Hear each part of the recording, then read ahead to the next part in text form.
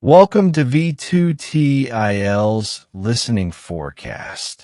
In this test, you will practice a full IELTS listening forecast with audio, subtitle, and answers designed in the Cambridge exam style. The test includes Part 1 to Part 4, just like the real IELTS exam. Get ready, focus carefully, and good luck with your practice.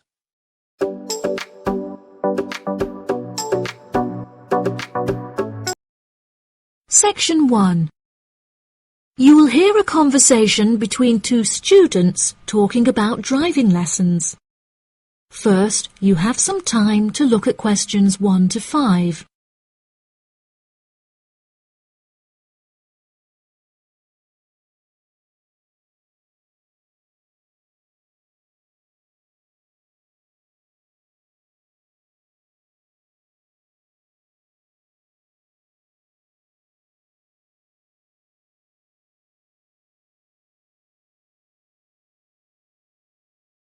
You will see that there is an example that has been done for you. On this occasion only, the conversation relating to this will be played first.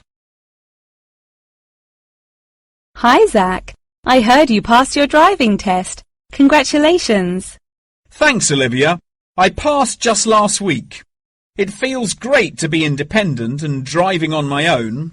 I really want to take driving lessons, but I haven't been able to find a driving school that will give lessons during the weekends, so that I don't have to miss any classes at college.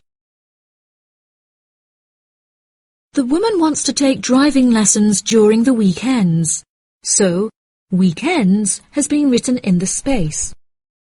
Now we shall begin. You should answer the questions as you listen, because you will not hear the recording a second time. Listen carefully and answer questions 1 to 5. Hi, Zach. I heard you passed your driving test. Congratulations. Thanks, Olivia. I passed just last week. It feels great to be independent and driving on my own. I really want to take driving lessons, but I haven't been able to find a driving school that will give lessons during the weekends, so that I don't have to miss any classes at college. The driving school that I used was brilliant and really flexible with their teaching hours. It's really close to the school. The address is 67 King's Road. That's 67 King 'S Road. Oh, that's perfect. I don't like the idea of driving around busy streets. Did your teacher make you drive in urban areas, or did he mainly teach you on roads in the countryside? My teacher said that I had to learn on both in order to become a good and experienced driver. We would start in the city centre and then drive north above the city. He sounds like a good teacher. Would you mind giving me his contact details so I can ask him for lessons? Of course. My mother's friend Daniel Smith referred me to him. His name is Alan Sutcliffe. Could you spell the surname, please?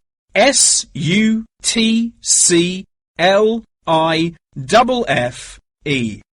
Thanks for helping me out. I'll give him a call tomorrow. I don't know if I should learn in a manual or automatic car. How do I decide? I wasn't sure which type of car to learn in either. In the end, I chose to learn in a manual car, because once you've learnt how to drive manually, you can drive automatic as well. Most cars on the road are automatic nowadays. Okay, I think I'll learn with a manual car too then. Hopefully the teacher will be able to give me lessons in the evenings after school. It would be much better if you take the lessons during the day. It will be far easier for you to learn when there is enough daylight to clearly see everything going on around you. But you need to be an experienced driver to drive safely at night. How frustrating. I was hoping I wouldn't have to take lessons during the weekends. You're right, though. Safety comes first.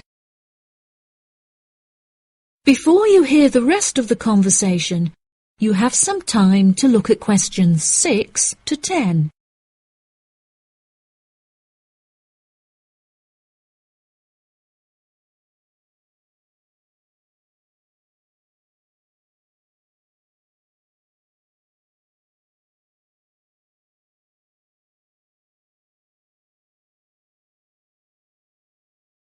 Now listen and answer questions 6 to 10. Speaking of safety, you should wait until summer to start learning. It's really difficult and dangerous to drive in the wind and rain as a learner, so you should definitely wait until the weather is sunny and dry. Okay, that's perfect actually. It will give me some time to save up some money to pay for the lessons. Tell me about it. I had to work for months before I had enough money saved up. It was worth all the work when I finally got my driving licence, though. The whole process is so expensive. How much did it cost you in the end? Well, each half-hour lesson cost $30, and then the final test cost $50. In total, it cost me about $300. Gosh, it's pretty expensive. How did you find the test? Was it really difficult? No, it wasn't too bad, and the man was really calm and friendly. I knew that I would have to perform 2 parking manoeuvres during the test, so I practiced them a lot beforehand, and that really helped. The test used to last 40 minutes, but it changed a bit. For the first 20 minutes of the test, he gave me directions, and I had to just drive around, and then the last 10 minutes was for demonstrating the manoeuvres. So the test is 30 minutes in total. Okay, great. I'll remember that. Do you have any more advice? It's really good to practice driving a lot outside of driving lessons as well. Whenever my parents were running errands on the weekends, I would offer to drive them.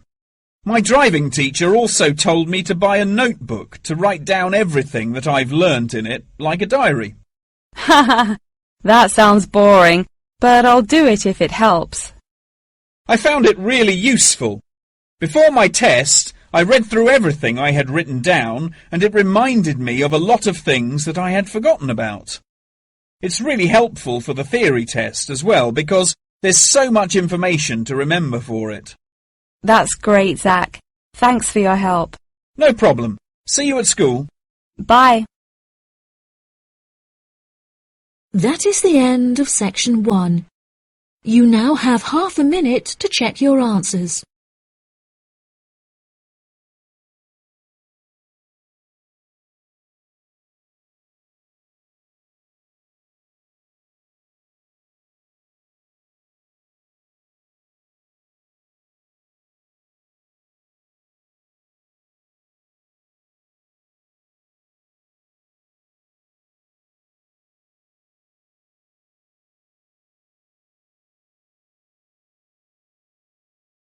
Now turn to section 2.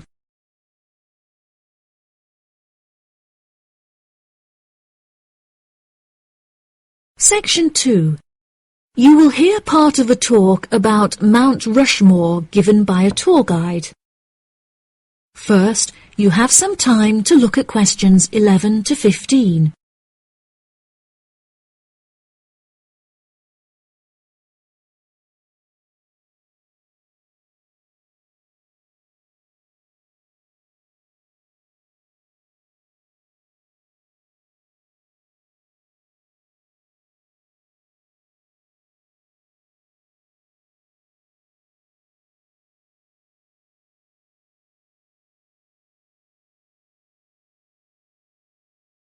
Now listen carefully and answer questions 11 to 15. Good morning, everybody, and welcome to Mount Rushmore. To start your visit, I'm just going to give you a brief account of the history of the memorial before letting you roam about on your own. I won't keep you long, okay?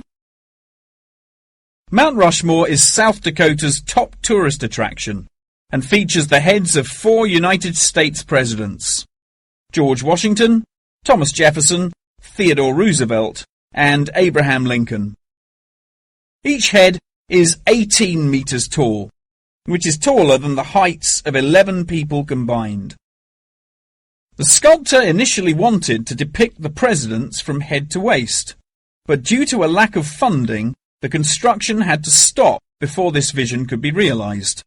In total, it cost the government $1 million to sculpt the heads at Mount Rushmore. Before the construction of the president's heads, the mountain was just bare rock and forest, attracting only a few hikers a year. The new carving at Mount Rushmore has become an iconic symbol of presidential greatness and has appeared in works of fiction and other popular works. The sculpture has also worked perfectly as a way to develop tourism, which was its intended purpose, and now attracts over 2 million people a year. The original plan was to carve the president's faces into the granite pillars known as the Needles. However, the sculptor soon realized that these rocks were too eroded and delicate to support such a large sculpture. Instead, he chose to locate the carving at Mount Rushmore due to its grand appearance and brightly lit rock faces that experience maximum exposure to sunlight throughout the day as a result of the southeast orientation. Upon seeing Mount Rushmore, the sculptor declared, "America will march along that skyline." The name of Mount Rushmore also has an interesting history. The location was originally known as the Six Grandfathers. However, during an expedition in 1885, the mountain was renamed after Charles E. Rushmore, a prominent New York lawyer who joked that his annual treks to the mountain had earned him the right to have it named after him. 40 years after the mountain was renamed, Charles E. Rushmore donated $5,000 towards the sculpting of the president's heads, the largest single contribution. In 1927, the construction work started and 7 years later was complete with no fatalities. So that's the history for you. If you'd like any more information, please feel free to ask me questions, or you can soak up the information from our fantastic guidebook. Before you hear the rest of the talk, you have some time to look at questions 16 to 20.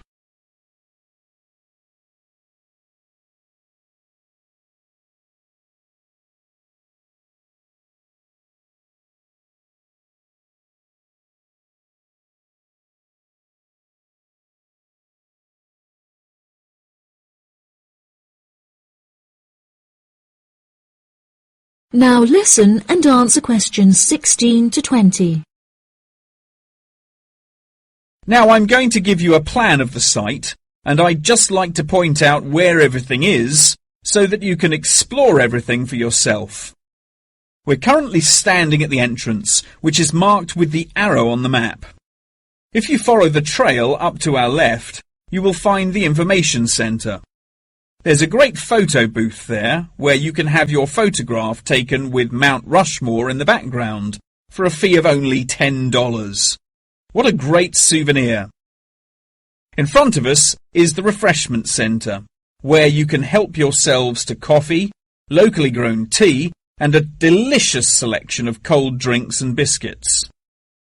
Be sure to stay hydrated as it can get really hot up here. To our right, not far up the trail, is the gift shop. Here we sell copies of the guidebook, and it's also the perfect place to pick up some small souvenirs for yourself, your family and friends. Now, further up the trail, behind the gift shop, is a big stone building with a workshop. This is where all of our souvenirs are made by hand, which you can purchase in the gift shop, like I said before. Some are even carved from pieces of rock taken from Mount Rushmore itself. If you carry on walking up the trail past the workshop, you'll find our state-of-the-art visitor centre, where you can find maps of the walking trails here at Mount Rushmore. Now for the real treat. After you have walked past the visitor centre, you can follow the trail up to the left, which will take you to our wooden shelter. From here you will have the best view of Mount Rushmore that there is, an experience not be forgotten. Right, if anyone wants a guided tour, then I'm starting at the information centre. If you'd like to follow me, this way please. That is the end of section 2. You now have half a minute to check your answers.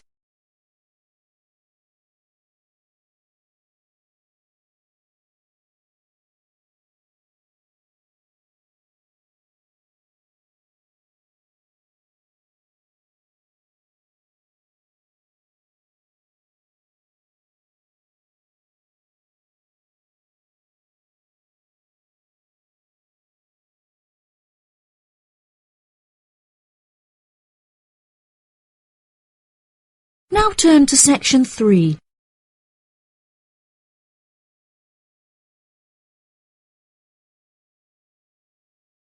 Section 3.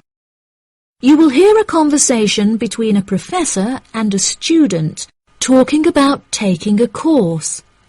First, you have some time to look at questions 21 to 25.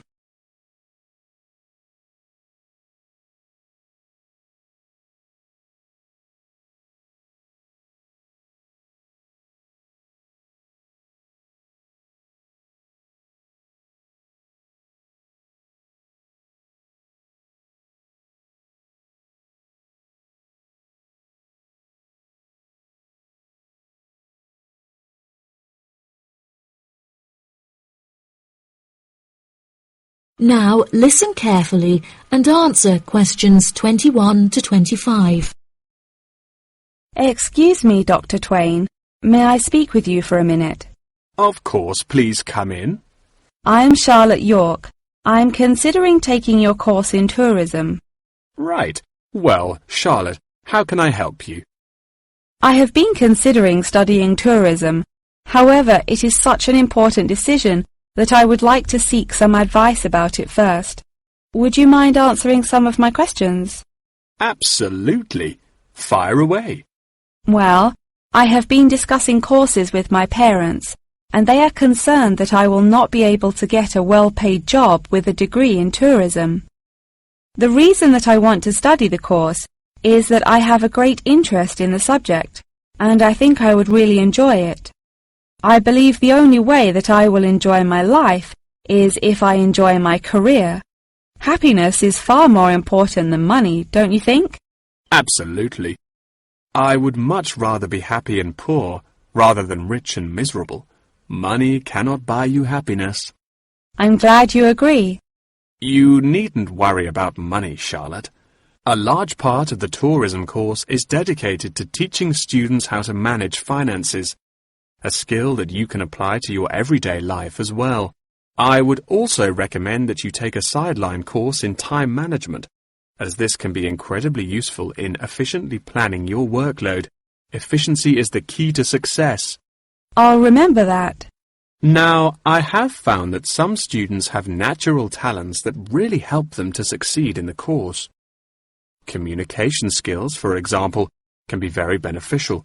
Do you have any strengths? Maths was always my favourite subject at school, so I really enjoy solving mathematical problems. However, I find statistics quite difficult. I have always been very capable and self-sufficient. I have a lot of confidence in my abilities and will take the initiative in situations without needing to depend on anyone else for their help. That's a really great quality to have and will be particularly useful if you choose to study tourism. That's great. I would recommend that you spend some of your time researching the course. A lot of people who are uneducated on the subject claim that tourism is a shrinking industry and that it will become irrelevant in the future.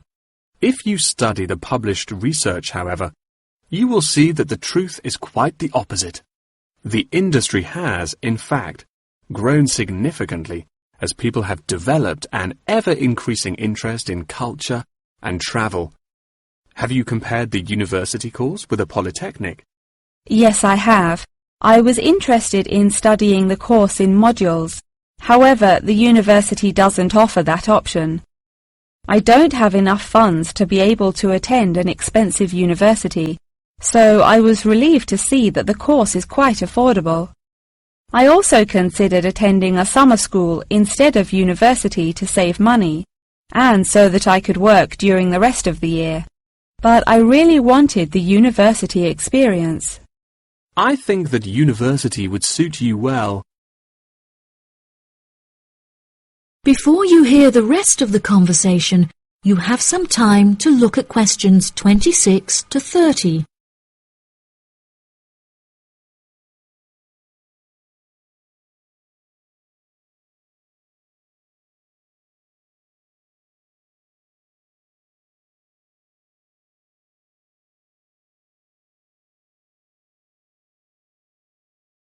Now listen and answer questions 26 to 30. Now, what about the courses? Are you interested in any of the other subjects on offer? I have looked at a few. I was interested in travel and business as it sounds similar to tourism. That is really worth learning. However, be aware that it is difficult and will demand a lot of your time. Okay, that's good to know. You might find that Japanese is an interesting course and it will teach you valuable skills in speaking the language.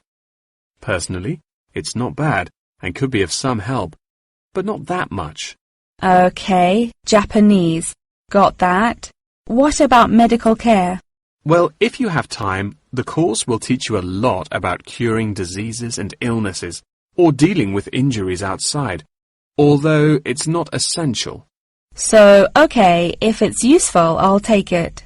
If you enjoy using technology and are worried about fulfilling the entry requirements, computing is very relaxed about the skills that applicants must possess. I'm terrible with computers, so I'm not sure that I would enjoy that course. How about public relations? Yes, I would recommend that course. It would be related to entering the tourism industry, as it will educate you on how to approach clients and develop associations with them. That's great. Thank you so much for your help. That is the end of section 3. You now have half a minute to check your answers.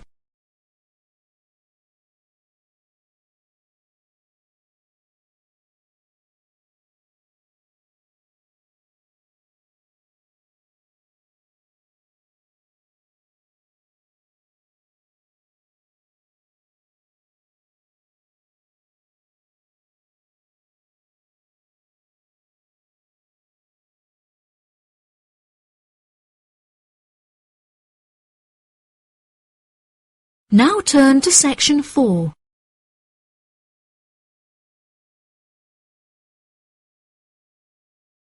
Section 4. You will hear a talk about the practice of company outsourcing. First, you have some time to look at questions 31 to 40.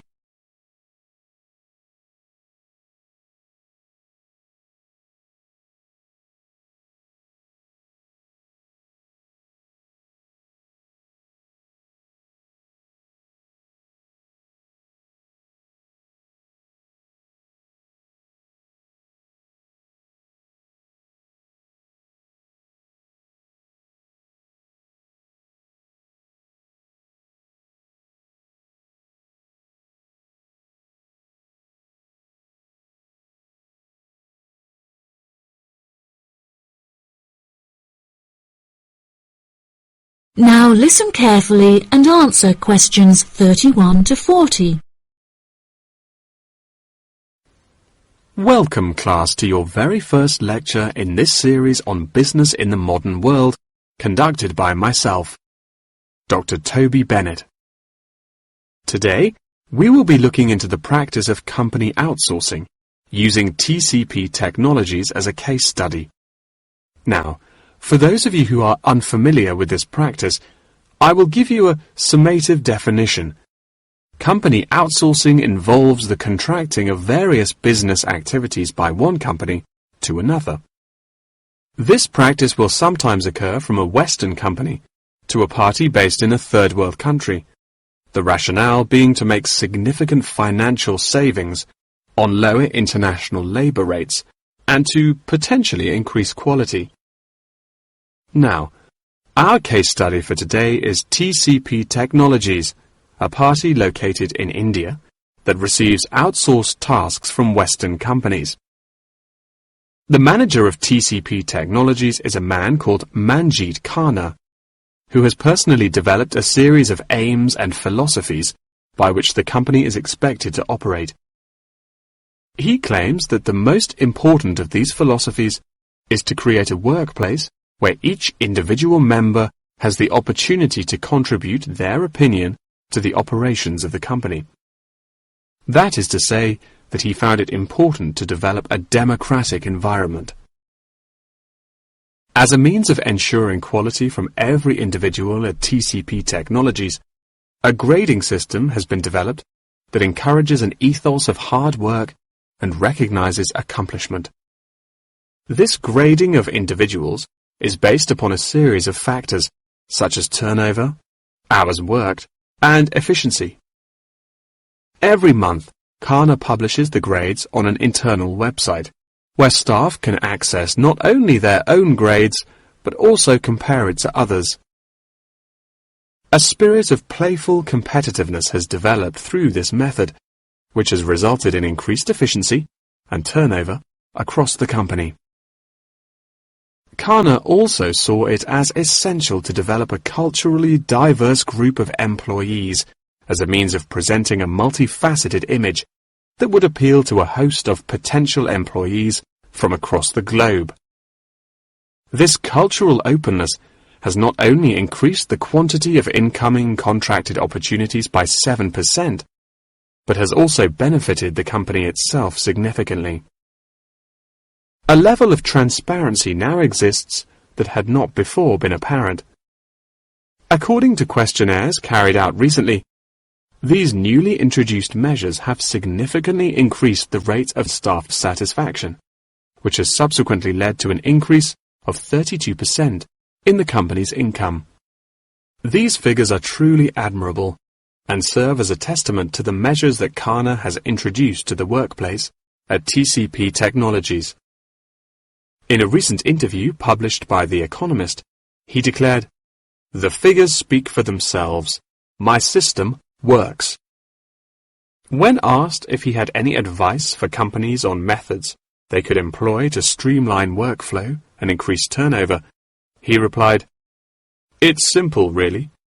A company must see itself not as one entity comprised of nameless components, but instead as a living organism composed of cells, each one essential to the functioning of the whole. I suggest that the motto by which your management operates will be employee first."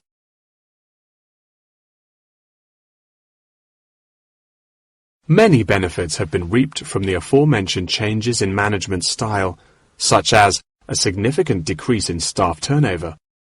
This improvement alone has solved many problems that had before stunted the growth of the company. A lot of these improvements came from the realization that the solution does not have to be produced internally, but can come from any other company. The grading system also immeasurably enhanced the dynamics of the company. The fact that this measuring system is solely produced for staff members and inaccessible by management means that it cannot be used as a judging criterion for promotion. It has proven itself a relaxed and informal means of stimulating workflow. When asked about specific features of his managing style, Kana mentioned that it is important for him to respond personally to any complaints filed by staff members.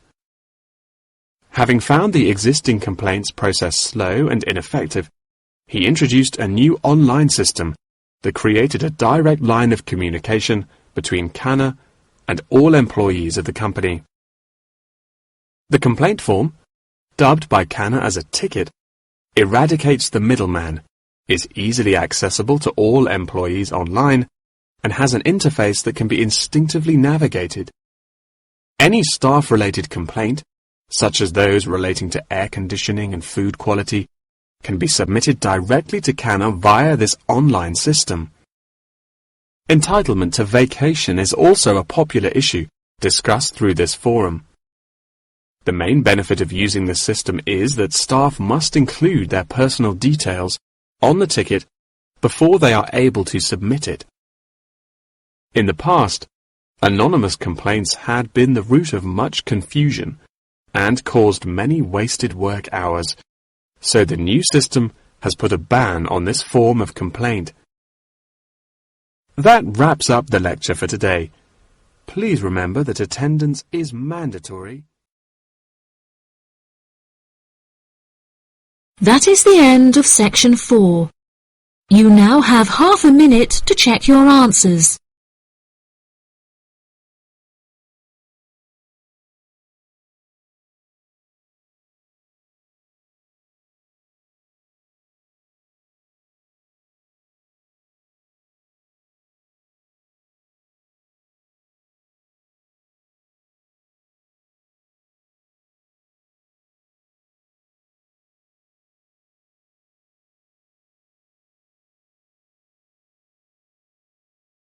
That is the end of the listening test.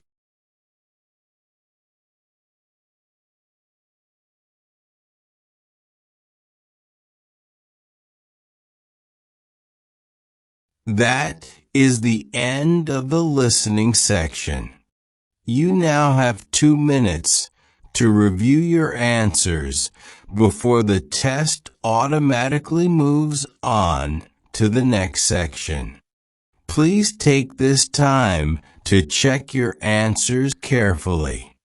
Make sure all your responses are recorded in the correct places, and review your spelling, grammar, and formatting. Once the time is up, the system will take you directly to the reading section. Please remain seated and stay focused.